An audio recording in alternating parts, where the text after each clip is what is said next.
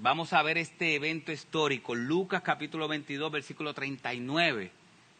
Y es importante que entendamos que es un evento histórico. Fue real. La palabra del Señor dice así: y saliendo, se encaminó como de costumbre hacia el monte de los olivos, y los discípulos también le siguieron. Cuando llegó al lugar, les dijo: orad para que no entréis en tentación. Y se apartó de él como a un tiro de piedra, de ellos como un tiro de piedra, y poniéndose de rodillas oraba, diciendo: Padre, si es tu voluntad, aparta de mí esta copa, pero no se haga mi voluntad, sino la tuya. Entonces se le apareció un ángel del cielo, fortaleciéndole. Estando en agonía, oraba con mucho fervor, y su sudor se volvió como gruesas gotas de sangre que caían sobre la tierra. Cuando se levantó de orar, fue a los discípulos y los llamó y los halló dormidos a causa de la tristeza. Y les dijo: ¿por qué dormís? Levantaos, orad para que no entréis en tentación. Señor, háblanos por medio de este pasaje, Señor, y que no sea simplemente palabras que entren por un lado del oído y salgan por el otro. Señor, que realmente echemos raíces en tu palabra y que en los momentos difíciles de nuestras vidas el Espíritu Santo nos recuerde este evento. En Cristo Jesús. Amén y amén. Pueden sentarse, mis hermanos. Aquí estamos a horas de la cruz. Tenemos que recordar, que el Señor nos haga recordar en nuestras mentes que esto no es simplemente un cuento de hadas, esto es algo histórico. Hace quizás 2 años, o 1 año y medio, 2 años, un año y medio creo yo, comenzamos con el Evangelio de Lucas. Y comenzamos con el anuncio de ese evangelista o el evangelio, hablando de que quiere poner todas las cosas en orden para que conozcamos la historia de Cristo. Y ahora estamos en un momento súper difícil de la vida de Cristo. Es el momento donde vemos su quebranto. Es el momento donde vemos más aún su humanidad.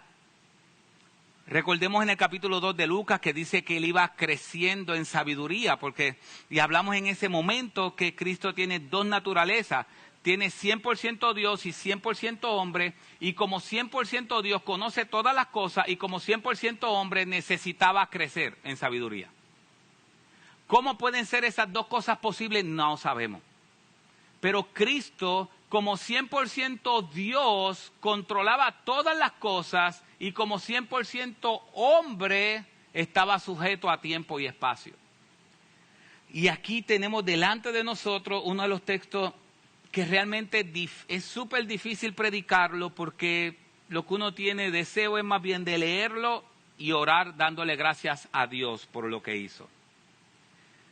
¿Cuál es la idea central de este pasaje? Es que Jesús está orando en el momento, uno de los momentos más difíciles de su vida, y a su vez es un discipulado para nosotros de cómo orar. No es simplemente una oración, es un discipulado de cómo orar. Así que vamos a ver la agonía de Cristo y el discipulado de cómo esa agonía nos muestra lo que es una vida de oración. Pero yo quiero comenzar con las enseñanzas hacia nosotros de una vida de oración, y después entonces enfocarnos única y exclusivamente en la agonía de Cristo por causa de nuestros pecados.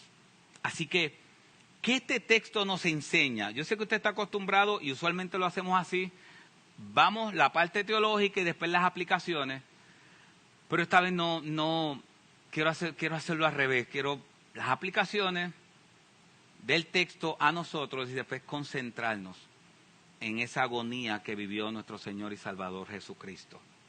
¿Qué pasa en Lucas? El versículo 39 dice, y saliendo se encaminó como de costumbre hacia el monte de los olivos y los discípulos también le siguieron. Y el versículo 40 dice, cuando llegó al lugar les dijo, orad para que no entréis en tentación. Como hemos dicho muchas veces, los 4 evangelios muestran un mismo retrato desde diferentes ángulos. Por eso hay un libro que creo que todavía está allá atrás que se llama La armonía de los evangelios, y es que nos presenta todos los evangelios, el mismo evento en los diferentes evangelios, y aquí uno puede ver diferentes detalles. Lo que nos presenta Mateo, muchas veces Lucas nos da más detalles de unas cosas, Marcos nos da más detalles de otra cosa. El evangelio de Lucas, por ejemplo, no dice que este evento pasó en el Getsemaní. No dice que pasó en el Getsemaní. Mire lo que dice el versículo 40. Versículo 39 dice que fue en el monte de los olivos, y en el versículo 40 dice, cuando llegó al lugar. O sea que Lucas lo que está diciendo es dentro del monte de los olivos había un lugar especial donde Cristo fue, llegó al lugar. O sea que ya Lucas está diciendo, hay un lugar especial que Cristo usualmente iba a orar.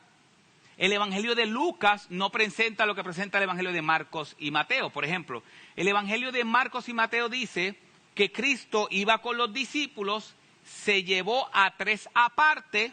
A esos 3 le dijo, mi alma está angustiada hasta la muerte, quédense aquí orando, y se fue a un tiro de piedra a orar. Lucas no narra eso. Lucas dice que dejó a sus discípulos, no narra la diferencia entre que dejó a unos primero y después llevó a otros aparte. Lucas no dice esa diferencia, no habla esa diferencia. O sea, Lucas no presenta tampoco, ustedes saben que Mateo y Marcos dice que Cristo fue 3 veces. Mateo dice que Cristo oró, Señor, si es posible pasa de mí esta copa. Se levantó y fue a donde los discípulos que estaban durmiendo, volvió a ir a orar, regresó a donde los discípulos, y eso pasó 3 veces. No. Lucas hace un resumen y solo pone que pasó una vez de manera resumida. Ahora, ¿qué sí nos enseña Lucas que no nos enseña ningún otro evangelio? Nos enseña que Dios envió un ángel para fortalecer a Cristo.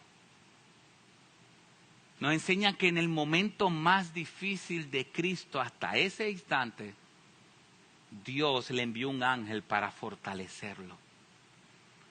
Eso no está en ningún otro evangelio. Otra cosa que menciona Lucas que no está en ningún otro evangelio es que el sudor de Cristo parecían gruesas gotas de sangre. Eso no está en los demás evangelios. O sea que cuando nosotros decimos, y es importante porque a veces nosotros narramos la historia y lo que estamos narrando, cuando la narramos completa, la narramos utilizando todos los evangelios porque así nos dan diferentes detalles. Cristo dice que él comenzó a sudar y esas gotas eran como gotas de sangre. Eso lo dice Lucas. Pero hay algo impresionante que yo no me había dado cuenta hasta que estoy estudiando este pasaje. Y es que este pasaje también nos dice por qué se durmieron los discípulos. Mateo y Marcos nos dicen que él iba y los levantaba. Pero es Lucas que nos dice por qué se quedaron dormidos. No sé si se dieron cuenta. Si ustedes ven el versículo 45, si lo puedes poner, miren el versículo 45. Cuando se levantó de orar, fue a los discípulos y los halló dormidos. ¿Por qué causa los halló dormidos? A causa de la tristeza. ¿Se habían dado cuenta de eso antes? Yo tampoco. Fue a causa de la tristeza que se quedaron dormidos. Así que, primero, ¿qué este texto nos enseña? Es un modelo de vida de oración. Es un modelo de la vida de oración. Mire lo que dice el versículo 39.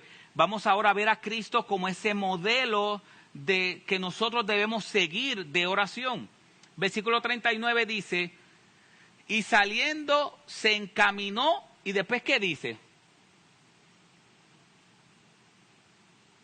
Como de costumbre hacia el monte de los olivos, y los discípulos también le siguieron. Así que si ustedes ven, Cristo iba a orar, ¿cierto? Cristo iba a orar. ¿Y qué dice Lucas?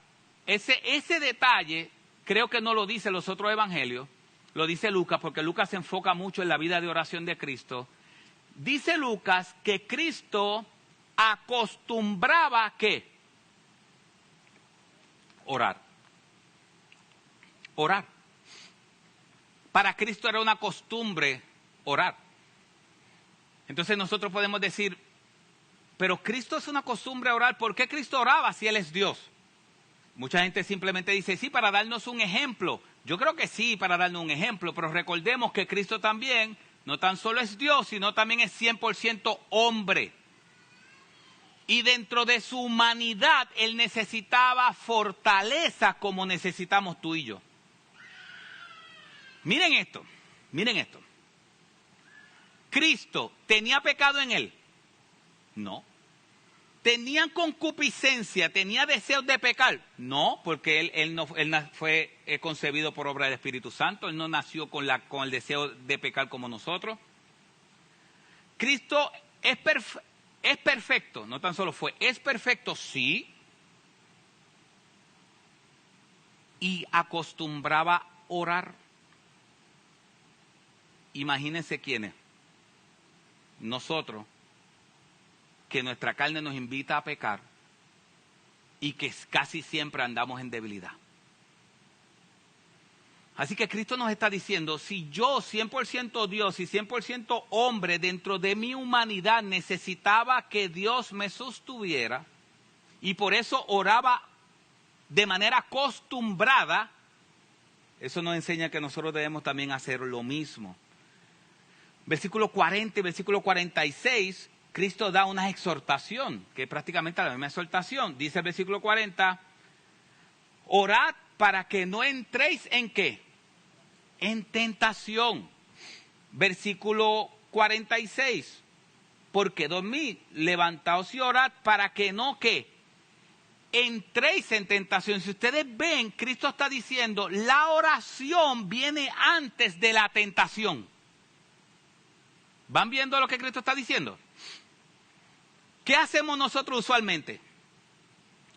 Oramos cuando ya estamos en la tentación o en el problema.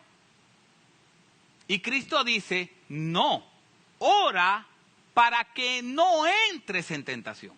Es lo mismo que el Padre Nuestro. Señor, no permitas que entremos en tentación.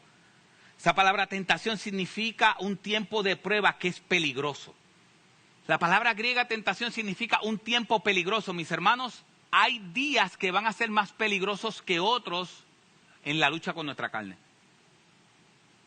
Y el Señor no está diciendo, ora cuando estés en la tentación, sino que dice, ora para que no entres en la tentación. Significa que la oración es una pared que levantamos que evita la tentación.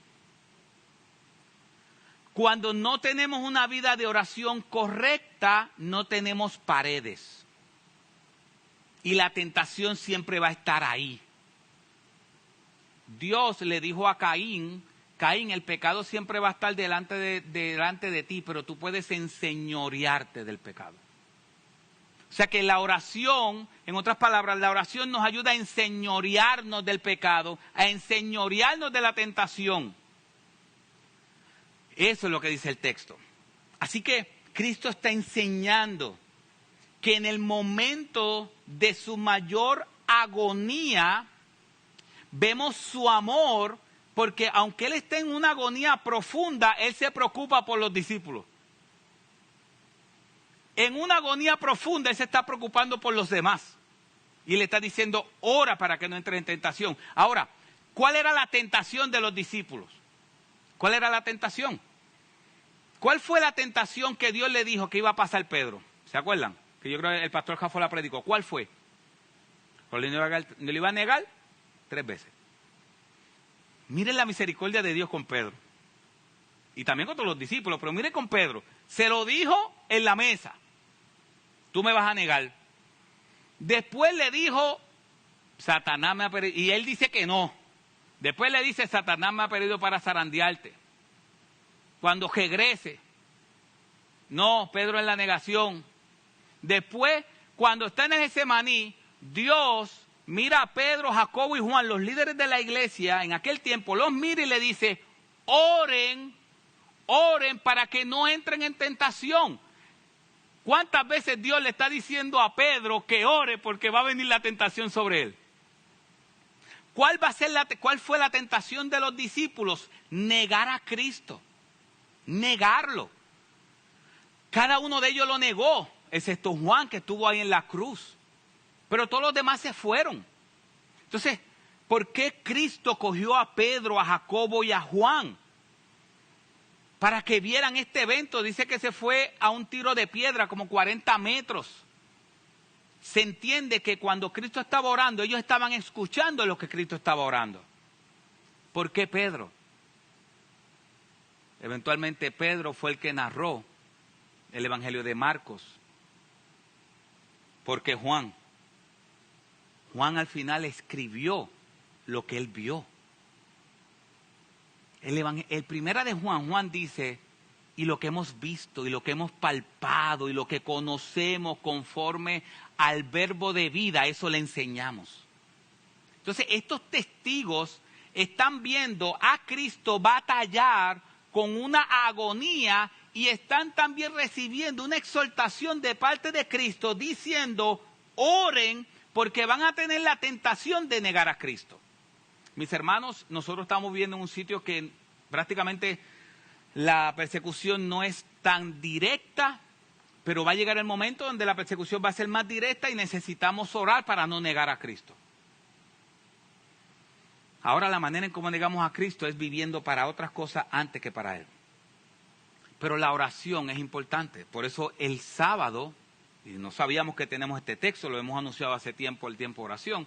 El sábado vamos a estar orando de 8:30 a 10 de la mañana, orando y clamando a Dios por las familias, por los hijos, por los enfermos, sobre todo por los matrimonios. Un autor escribió esto y dice, las tentaciones no se pueden eliminar, pero sí se pueden minimizar sus efectos e influencia por medio de una fluida y fresca comunicación con Dios. ¿Sabes por qué? Porque cuando Cristo estaba orando, si es posible, pasa de mí esta copa, la copa se le fue pasada o la tuvo que beber. La tuvo que beber. Así que la oración no significa necesariamente que Dios va a contestar la oración como nosotros queremos, pero sí nos va a dar la fortaleza para poder pasar ese trago amargo. Así que, viendo lo que es el modelo de oración, yo quiero que nos concentremos en lo que es la agonía. Yo quiero que miremos a Cristo. Y le voy a decir por qué quiero que miremos a Cristo. En el 1855, cuando Spurgeon tenía 20 años y fue a predicar a la capilla, él dice estas palabras que quiero que se queden guardadas en su corazón y en mi corazón. Todos nosotros estamos enfrentando diferentes problemas, diferentes situaciones. Y necesitamos fortaleza del Señor para enfrentar diferentes problemas que estamos teniendo. Mire lo que dijo Spurgeon. Spurgeon dijo, el que con frecuencia piensa en Dios tendrá una mente más amplia que el hombre que se afana simplemente por lo que le ofrece este mundo estrecho.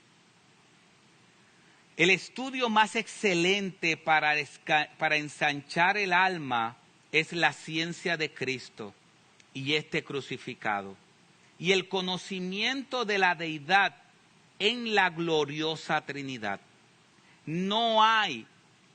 Nada hay que desarrolle tanto el intelecto, que magnifique tanto el alma del hombre, como la investigación devota, sincera y continua del gran tema de la deidad.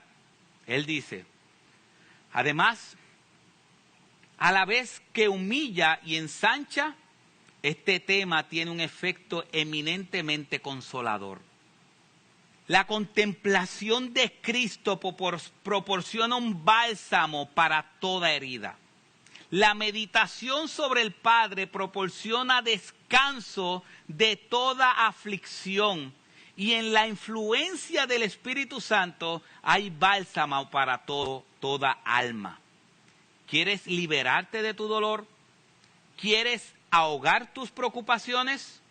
Entonces ve y zambúllete en lo más profundo del mar de la deidad. Piérdete en su inmensidad y saldrás de allí como al levantarte de un lecho de descanso, renovado y fortalecido. No conozco nada que sea tan consolador para el alma, que apacigüe las crecientes olas del dolor y la aflicción, que le proporcione paz ante los vientos de las pruebas, como la ferviente reflexión sobre el tema de quién es Dios. Mis hermanos, necesitamos saber cuál es la grandeza de Dios. No hay algo más consolador que eso. Y aquí estamos viendo qué es lo que Dios está haciendo. Cristo está sumergiéndose en una relación íntima con Dios. Y Cristo está hablando de la voluntad de Dios. Y está diciendo, yo estoy así, pero que se haga tu voluntad. Y dice al final que Cristo se levantó. Esa palabra levantó es sumamente importante. Porque esa palabra se levantó en el griego significa que es mucho más que dejar de orar. Dice que implica que se sentía reconfortado por la oración. Significa que cuando esa palabra dice y que Jesús se levantó cuando terminó de orar, no es simplemente Jesús terminó de orar, sino que esa comunión que Cristo tuvo con el Padre y ese conocimiento de la voluntad del Padre hizo y trajo fortaleza a Cristo, y cuando Cristo se levantó fortalecido. Un ángel lo fortaleció. Dios no cambió el plan y Cristo tampoco quería que Dios cambiara el plan. Pero la oración profunda con conocimiento de Dios es lo que trae fortaleza. Y si usted se pregunta, y yo, ¿qué pasa que no hay fortaleza en mí cuando termino de orar? ¿Qué pasa que puedo arrodillarme a orar y me levanto y nada pasa? ¿Usted ha vivido eso? Yo lo vivo. ¿Qué pasa que yo estoy orando y me levanto y me siento cargado de la misma manera? Es que Dios no prometió que las circunstancias a tu alrededor iban a cambiar por medio de la oración. Lo que Dios prometió fue sostenerte y fortalecerte por medio de la oración. Pero una oración sin conocimiento de la Biblia y sin conocimiento de quién es Dios es una oración que nos fortalece. Eso nos presenta a Cristo en este texto. Así que, mis hermanos, que el Señor engrandezca a Cristo y que nos haga ver lo que Cristo tuvo que padecer por nosotros. Así que miremos la agonía de Cristo. Que el Señor nos siente. Yo oraba al Señor, Señor, siéntame allí. en el Getsemaní, que cuando estemos estudiando esto, siéntame allí en el Getsemaní y que yo pueda ver esas gotas de sudor tuyas cayendo al piso como gotas de sangre, que yo te pueda ver allí. Yo quiero ver cuán grande fue el costo que tú pagaste por mi salvación. Así que veamos el evento que solamente Cristo puede tener. Solamente una nota aclaratoria que me vino a la mente ahora. Hay veces que decimos, estoy viviendo un Getsemaní. No. Ninguno de nosotros va a vivir un Getsemaní. Ninguno. Porque Cristo vivió el Getsemaní para que nosotros no lo viviéramos. Ningún problema ni ninguna carga de ninguno de nosotros sus hijos es comparable con el Getsemaní. Porque si tú estuvieras viviendo un Getsemaní, entonces Cristo no sirvió de nada su Getsemaní. Así que, versículo 41 dice que se apartó. Versículo 41 dice, saldrá a las pantallas, dice, y como a un tiro de piedra, dice, poniéndose de rodillas oraba. Pero miren el detalle que dice Mateo. Si puedes poner el texto de Mateo. Mis hermanos, esto fue lo que costó nuestra salvación. Cristo está en un momento difícil. Sujel Michelén lo describe de esta manera. Sujel Michelén dice, y las mujeres lo van a entender mucho mejor que los hombres. Bueno, lo van a entender y los hombres solamente vamos a escuchar sonidos. Dice, esto es como cuando la mujer está embarazada y sabe que en 9 meses va a dar a luz. Cuando Cristo decía, voy a morir, voy a morir, voy a morir. No es lo mismo cuando una mujer está embarazada que cuando le llegan los dolores de las contracciones. ¿Qué ustedes creen, mujeres? ¿Me entienden o no? Es diferente. Entonces, eso es lo que Sujel Michelén dice. Eso es lo que está pasando con Cristo. Cristo sabía desde antes de la fundación del mundo que iba a morir por el pueblo. Cristo se entregó por el pueblo. Pero Cristo no es un robot que simplemente vino y se trepó a la cruz, murió y resucitó. Cristo, también Sujel dice, Cristo es tan Dios como el Dios Padre y tan humano como tú y yo. Y aquí está la humanidad de Cristo cuando Él sabe que ya el Calvario está cerca. Cuando Él sabe que ya va a morir de manera vil y despreciable, pero sobre todas las cosas, Cristo en el Getsemaní, cuando Cristo está llegando al Getsemaní, Él comprende a toda cabalidad en su humanidad que va a recibir la ira de Dios sobre Él. Esa es la gran diferencia. Quizás hay gente que dice, ¿por qué Cristo está diciendo si es posible pasa de mí esta copa? Y muchos cristianos murieron felices por causa de Él.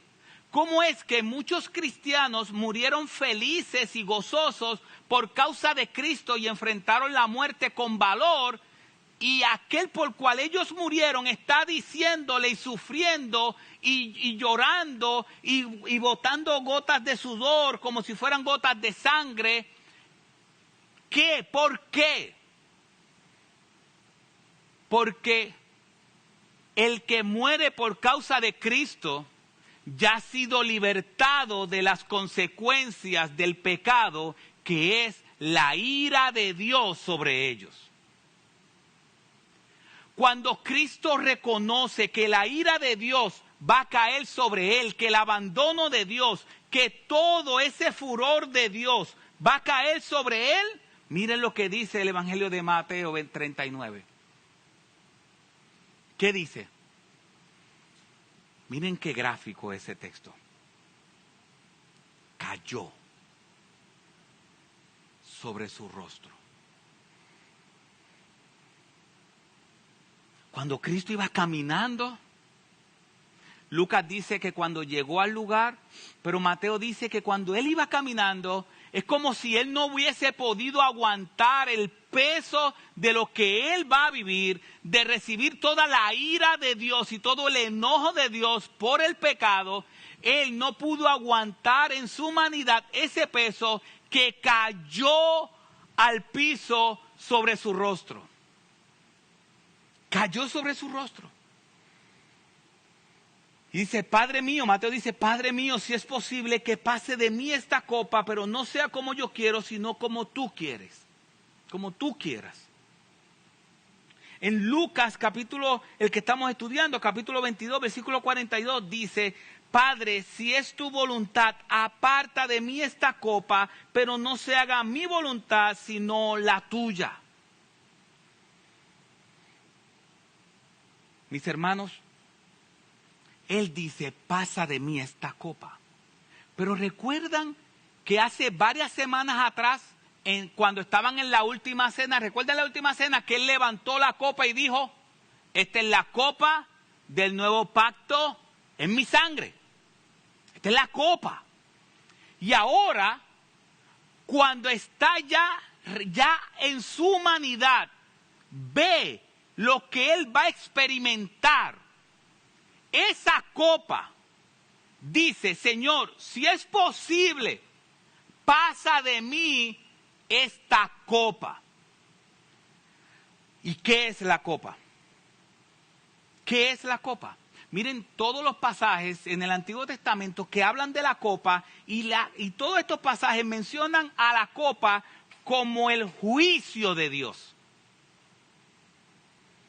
Como el juicio de Dios.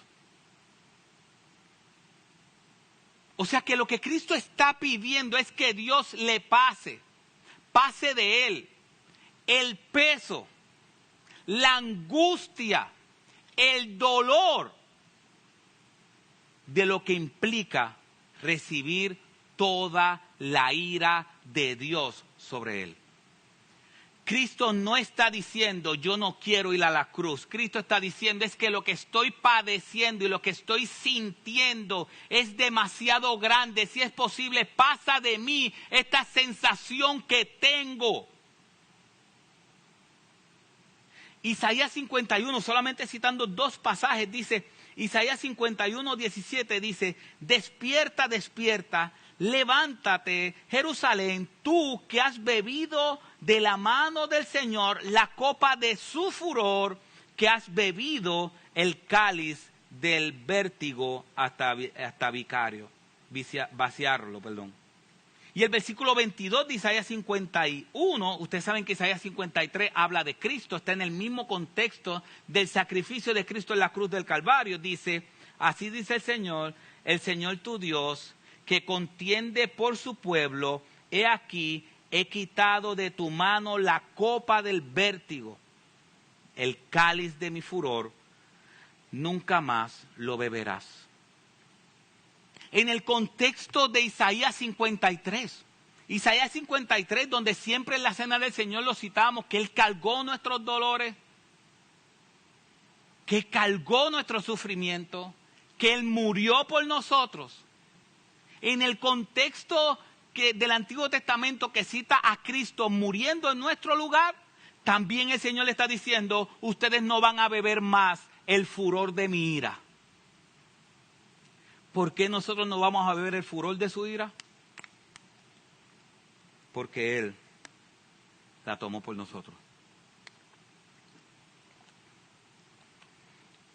Romanos capítulo 9, versículo 22 dice, y que si Dios, aunque dispuesto a demostrar su ira y hacer notorio su poder, soportó con mucha paciencia los vasos de ira preparados para destrucción, lo hizo para dar a conocer las riquezas de su gloria sobre los vasos de misericordia que de antemano Él preparó para gloria, es decir, nosotros, a quienes también llamó, no solo de entre los judíos, sino también de entre los gentiles.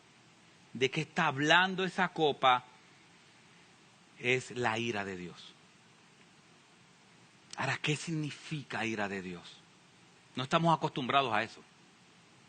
Nosotros no estamos acostumbrados a escuchar que Dios se enoja, que Dios está airado. No estamos acostumbrados a eso. Miren lo que significa la palabra ira. Significa el enojo, la indignación de Dios frente al pecado le conduce a hacer juicio sobre éste, derramando su ira en el merecido castigo y retribución. Mis hermanos, lo que está pasando es esto. Y lo decíamos ahorita en el estudio, que Dios obró de que también el estudio a las 9 era de la ira de Dios. La Biblia dice que la paga del pecado es muerte y que todos estamos condenados a la ira de Dios. Mis hermanos, Dios, cada vez que alguien peca, merece un castigo, ¿cierto? Cuando sus hijos hacen algo malo, ¿merecen un castigo o no lo merecen? Lo merecen. Si usted no le da el castigo, ¿es un buen padre o un mal padre? Mal padre. Dios dice que cada pecado que se comete, porque nacemos pecadores, es un pecado contra Él. ¿Y qué hizo Dios? Dios, cuando te ve a ti y a mí pecando, Él dice, tú mereces la ira mía, el enojo mío completo, tú lo mereces, porque eres pecador. No tan solo la Biblia dice eso, en Romanos capítulo 3, que lo vimos ahorita, dice, y acumulamos ira para el día de la ira, y vamos a ver un poco más adelante. Así que todo ser humano, nacemos pecadores, y por causa de nuestro pecado, tenemos una deuda con Dios, y esa deuda es el castigo de Dios hacia nosotros, por causa que somos pecadores, y Dios dice que tiene que condenar el pecado. Y su ira y su juicio está sobre los pecadores. ¿Qué está pasando aquí? ¿Qué está pasando aquí? Imagínense, así me lo expliqué ahorita, imagínense de esta manera. Está Miguel como creyente y estoy yo como inconverso. Los dos estamos pecando. Los dos merecemos la ira de Dios y el enojo de Dios, porque la palabra pecado significa rebelión contra Dios. Cada vez que pecamos nos rebelamos contra Dios y esa rebelión merece un castigo justo. ¿Qué sucede? ¿Qué sucede si Dios dice, bueno, simplemente los dos merecen el castigo, pero a Miguel no le voy a dar ningún castigo, no va a pasar nada, y a Junior le voy a dar el castigo, aunque los dos son pecadores? A Miguel no le voy a hacer nada, y a Junior le voy a dar el castigo del infierno y la ira mía. ¿Eso es justicia? No. ¿Por qué no es justicia? Porque los dos merecemos, ¿qué? El mismo castigo, la ira de Dios. Así que esa ira de Dios necesita ser saldada. Él necesita castigar el pecado. Para ser justo, Él necesita castigar el pecado. Pero ¿qué hace Dios? Dios decide, en este ejemplo, Dios decide traer a Cristo. Y Cristo llega y dice, la ira que le tocaba a Miguel, todo ese castigo y ese furor por cada pecado que él cometió desde su nacimiento, cada rebelión, cada pecado que él cometió desde su nacimiento, esa ira que tú has estado aguantando por años y por años y por años y por años, ese castigo que va sobre él, yo lo voy a coger. Ponme ese castigo a mí. Y Dios, para ser justo, que tiene que castigar el pecado, Cristo sustituye a Miguel y la ira de Dios es satisfecha porque va sobre Miguel. Pero aquel que no cree en Cristo tiene que pagar la ira de Dios. Tiene que recibirla. Porque la ira de Dios, el enojo de Dios contra el pecado tiene que ser satisfecho. Porque Él tiene que pagarle. Porque Él dice, no tendré por inocente al culpable. Si los dos son culpables, Él lo que hace es, la culpabilidad tuya, Miguel, Cristo se va a hacer culpable por ti. Y Cristo va a pagar tu pena. Y tú vas a ser libertado porque mi ira va a ir sobre mi hijo. Impresionante, Dios está diciendo, tú te mereces el castigo eterno, la ira, porque quien desobedeciste fuiste tú, quien te rebelaste fuiste tú, quien no te importaba nada de mí fuiste tú, pero yo te amo tanto que yo voy a sacrificar a mi hijo y lo voy a poner en tu lugar y yo voy a aplastar a mi hijo para que tú nunca recibas mi ira. Pero aquel que no es hijo de Dios, esa deuda no queda salda. ¿Quién tiene que saldar esa deuda del castigo de la ira de Dios? Él mismo. Entonces aquí Cristo no está cogiendo la ira de Miguel.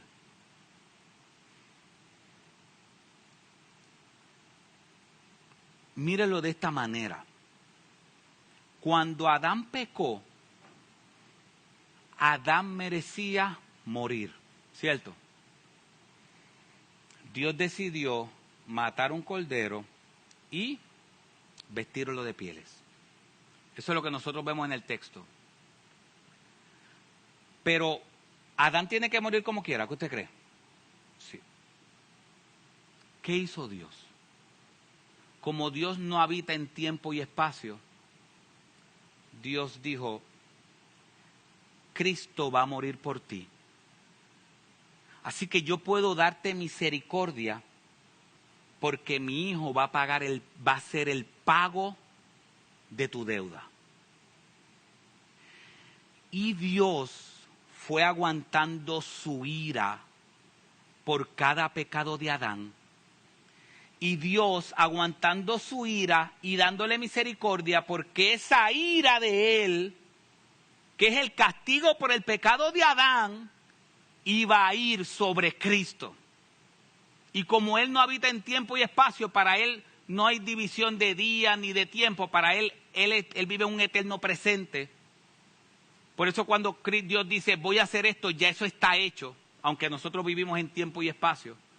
Si no entiende muy bien, no se preocupe, yo tampoco, pero ese es Dios. Ese es Dios.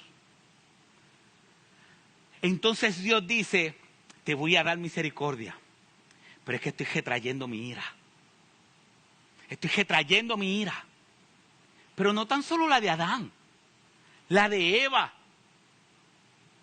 la de Enoc, la de Noé,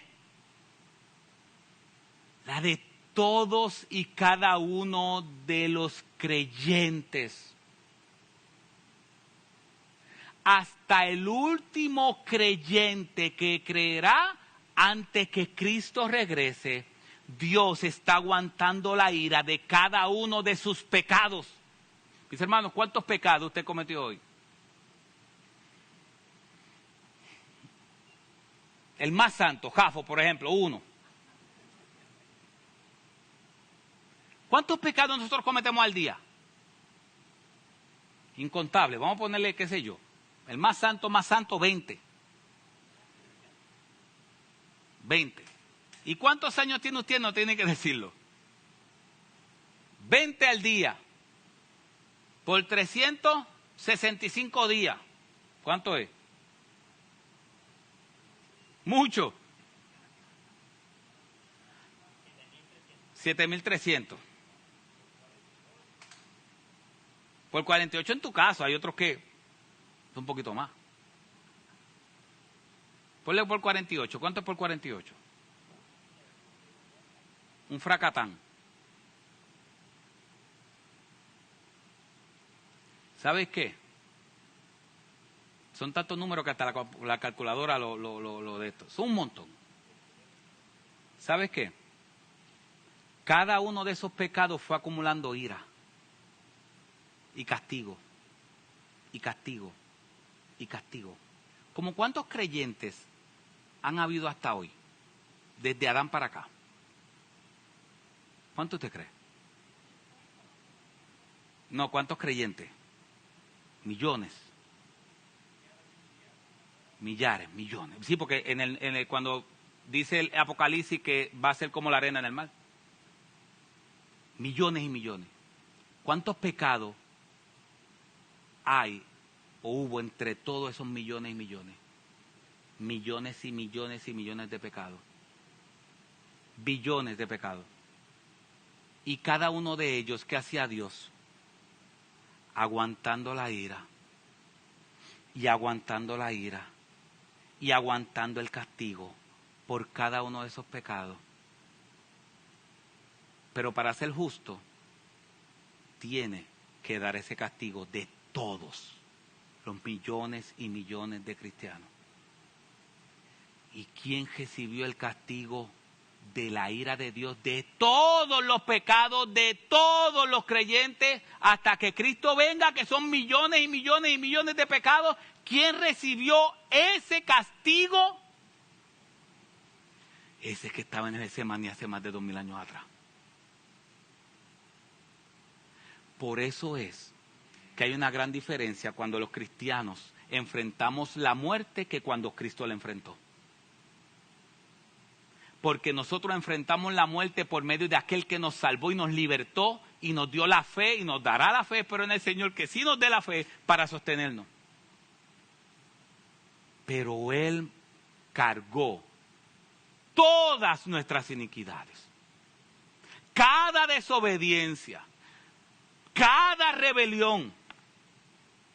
Y cuando Cristo está ahí y se da cuenta que todos esos pecados van a estar puestos sobre sus hombros, cada mala mirada, cada mal pensamiento de cada uno de sus hijos, cuando Él entendió la presión que era estar separado del amor de Dios, que es la ira de Dios. Parte de su ira en Romanos 1 dice que es el abandono de Dios. Cuando Cristo vino a entender en su humanidad que Dios lo iba a abandonar, esa presión de esa ira fue tan grande que Él no pudo mantenerse de pie. Él cayó con el rostro de frente. John Stott dice, era la agonía espiritual de cargar con los pecados de sus hijos, en otras palabras, de enfrentar el juicio divino que dichos pecados merecían. John MacArthur dijo, se refiere a la agonía, la culpa y la ira relacionada con el juicio de Dios para con Jesús en la cruz. J.C. Ryle dijo, fue causado por la carga del pecado imputado de cada uno de sus hijos. Hermano, es como cada pensamiento mío, Dios lo guardaba y lo ponía sobre Cristo. Cada mal pensar, cada acto pecaminoso, aun los que cometí hoy voy a cometer ahorita, Él los ponía. Cuando dice que es imputado, imputado es que Dios los puso sobre Él. Del pecado imputado de cada uno de sus hijos, que entonces comenzó a pesar sobre Él de una manera especial. Había emprendido el ser hecho pecado por nosotros. En ese momento Él comenzó a entender lo que es hacerse pecado por nosotros. Ser hecho maldición por nosotros. Y permitió que nuestras iniquidades fueran cargadas sobre Él. Es ahí en el Getsemaní donde Él entendió que Él se está haciendo maldito por nosotros. Es ahí donde él sintió la carga de cada uno de los pecados de sus hijos. Mis hermanos, él nunca había experimentado lo que es el pecado. Jonathan Edwards dice, MacArthur dijo, es la reacción normal de un hombre 3 veces santo que nunca tuvo una relación con el pecado. Tan pronto él entendió y comenzó a comprender y el pecado de nosotros comenzó a ser puesto sobre él, es la primera vez que la humanidad de Cristo y la deidad siente lo que es el pecado. Ese 3 veces santo que estaba en Isaías, que sus faldas llenaban el templo, que estaba en un trono alto y sublime, que es Cristo, tiempo después estaba con el rostro en tierra, sudando con un estrés demasiado profundo, con una agonía demasiado profunda, al punto de que su sudor caía en el piso. Lucas dice que su sudor caía en el piso como gotas de sangre, siendo inocente, cargando con el pecado de sus hijos. Ahora entienden por qué no podemos decir que cada uno viviría su Getsemaní. Es imposible. Solo un santo puede cargar el pecado de los demás. El punto es, ¿usted se merecía eso? ¿Se merecía que Dios cargara con nuestros pecados? Eso es un regalo inmerecido. Eso es un amor inmerecido. Entonces dice, fue el enorme peso de esta iniquidad, de estas iniquidades, lo que hizo sufrir su angustia. Fue el sentir el peso de la culpa de sus hijos sobre él, que lo que provocó las grandes gotas de sangre en el sudor del Hijo eterno de Dios y su gran clamor y lágrimas. Mis hermanos, miren lo que dice 2 Corintios 5:21. Grábese esto en su mente.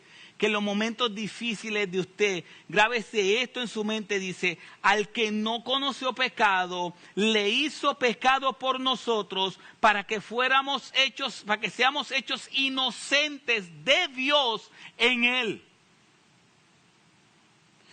Dios nos ama tanto que hizo pecado a su Hijo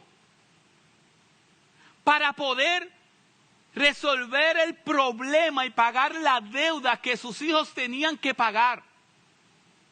Para poder relacionarse con nosotros, Dios aplastó a su Hijo. Dios lo aplastó. Dios lo aplastó al punto que cuando Cristo en la cruz dijo, Padre, Padre, ¿por qué me has abandonado? El Padre viró la cara. El Hijo está clamando por el Padre, Padre, me has abandonado. Y el Padre nos ama tanto que decidió virar la cara y no hacer nada por su Hijo. Para que nosotros no tuviéramos que experimentar el que Dios nos vire la cara.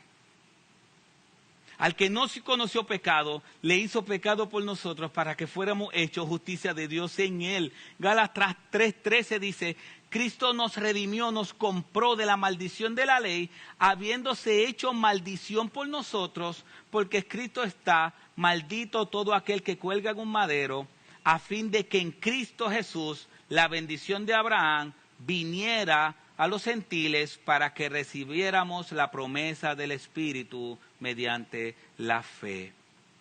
¿Y cuál era la petición del versículo 42? Señor, yo estoy en angustia. Yo estoy agonizando.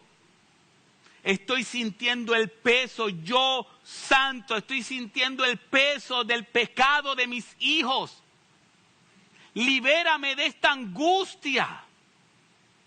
Mis hermanos, Cristo no está diciendo, Señor, quita la cruz de mi vida. Cristo está pidiendo que la angustia que está siendo provocada porque está cargando con nuestros pecados sea quitada. no la cruz. ¿Sabes por qué no la cruz? Porque es la única manera en cómo Dios puede salvarnos, o podía salvarnos. ¿Y cómo Dios contestó la oración? Le envió un ángel para fortalecerlo. En otras palabras, Dios dijo, no te puedo quitar la copa. No te puedo quitar la angustia. No te la puedo quitar. Pero voy a hacer algo. Te voy a enviar un ángel para fortalecerte. La respuesta es no. Pero te voy a enviar un ángel. Y dice, y estando en agonía, oraba con mucho fervor. Y su sudor se volvió como gotas gruesas, como gruesas gotas de sangre que caían sobre la tierra. Esa es la agonía que se supone que tú y yo viviéramos. Esa es la agonía que van a vivir los que no creen en Cristo. Esa es la agonía que van a vivir aquellos que no le entregan su vida a Cristo. Van a vivir lo que es un Getsemaní, pero solamente por su pecado. La ira de Dios siempre tiene que ser satisfecha. Dios no puede darnos su amor hasta que no haya un castigo. Entonces, el castigo nuestro lo sufrió Cristo, pero los demás sufrirán un castigo. Y cuando Cristo se levantó, esto es impresionante. ¿Sabe qué dicen muchos teólogos? Que aquí fue cuando Satanás comenzó a temblar. Que cuando Satanás sabía que estaba destruido, no fue en la cruz, sino fue en el Getsemaní. Cuando en medio del dolor y en medio de la angustia, Cristo se levanta y le dice a sus discípulos esas palabras de, en otro lugar dice, ha llegado la hora. Aquí le dice, ¿por qué dormís? Levantaos y orad para que no entréis en tentación. El Evangelio de Juan dice, levántense, que el que me va a vender, llegó.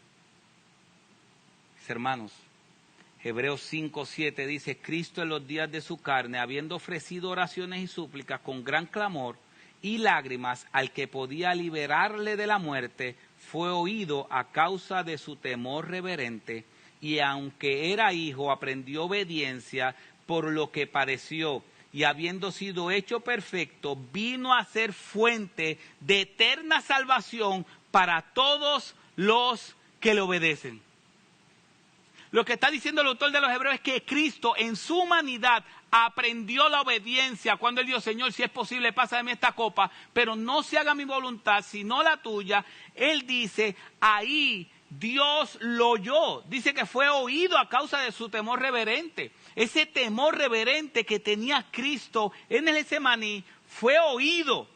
Aprendió como 100% hombre esa obediencia hasta la muerte de cruz. Pero mire lo que dice el versículo 9. Y habiendo sido hecho perfecto, ¿qué vino a ser Cristo? Vino a ser una fuente de eterna salvación para todos los que le obedecen. Por cuanto esa obediencia de Cristo en el Getsemaní es la fuente de salvación para todos los que le obedecen. ¿Sabe qué significa eso?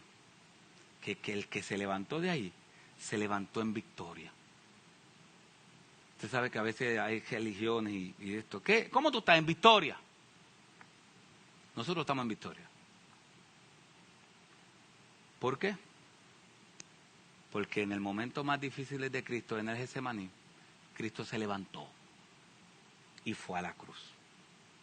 Así que mis hermanos, nosotros que hemos creído en Cristo, J.C. Ryle dijo, nos gustaría ver la gravedad del pecado mostrándose tal como es. Queríamos aprender a odiar el pecado con un odio santo. Nos gustaría conocer algo de la intensa tristeza de las almas en el infierno. Si quisiéramos conocer un poco cómo es las almas en el infierno. Nos gustaría comprender algo del indescriptible amor de Cristo. Nos gustaría comprender la capacidad de Cristo para simpatizar con aquellos que tienen problemas. Entonces recordemos con frecuencia la agonía en el huerto. La profundidad de dicha agonía puede darnos una idea de nuestra deuda con Cristo. Mis hermanos, gloria a Cristo por eso.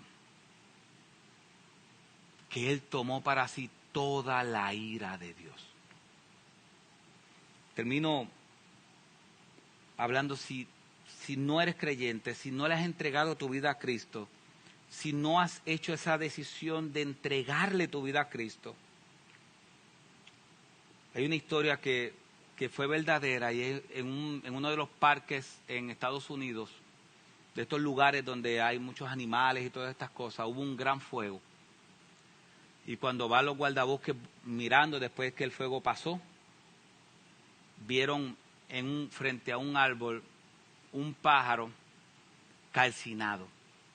Y cuando el guardabosques de las consternado que estaba por lo que había pasado, mueve el pájaro, salen 3 pajaritos de debajo del pájaro vivo.